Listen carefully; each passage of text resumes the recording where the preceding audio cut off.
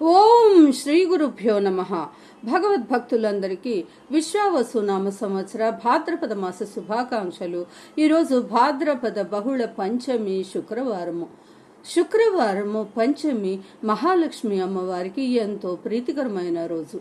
ఈరోజు అమ్మవారిని సరసి జనయనే సరోజహస్తే ధవళతరాం శుక గంధమాల్య శోభే భగవతి హరివల్లభే మనోగ్నే త్రిభువన భూతికరీ ప్రసీద మహ్యం అంటూ మహాలక్ష్మి అమ్మవారిని పసుపు కుంకుమలతోటి, సువర్ణ భరితమైన పరిమళ భరిత పుష్పాలతోటి, ఇంకా తులసీ దళాలతోటి అమ్మవారికి అష్టోత్తర శతనామాలతో పూజ చేసి పరమాన్నమును నైవేద్యంగా పెడితే అమ్మవారి దివ్యానుగ్రహం మనకు కలుగుతుంది.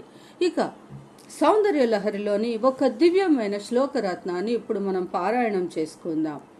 విభక్త త్రైవర్ణ్యం వ్యతికరిత లీలాంజనతయా విభాతి త్వన్నేత్ర త్రితయమిదమీశానదయితే పునఃస్రష్టుం దేవా ద్రుహిణ హరిరుద్రానుపరతాన్ రజసత్వం విప్ర తమయితి గుణానాం త్రయమిప.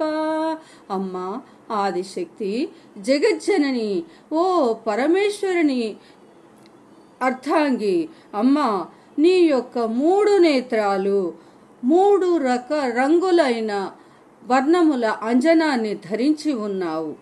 అందువలన వేర్వేరు రంగులలో అవి మెరిసిపోతున్నాయమ్మా. నీ నేత్రాలు మహాప్రళయాంతంలో బ్రహ్మ విష్ణు మహేశ్వరులు ఉపరతులైపోయిన తర్వాత మరలా సృష్టి సమయంలో వారు ముగ్గురిని ప్రాదుర్భవింపచేయడానికి ఈ 3 వర్ణాలే రజసత్వ తమో గుణాలుగా ధరించారమ్మా వాళ్ళు అంటూ అమ్మవారిని ఈ దివ్యమైన శ్లోకంతో మనము ఈరోజు స్మరిస్తే మనందరికీ అమ్మవారి దివ్యానుగ్రహం కలుగుతుంది.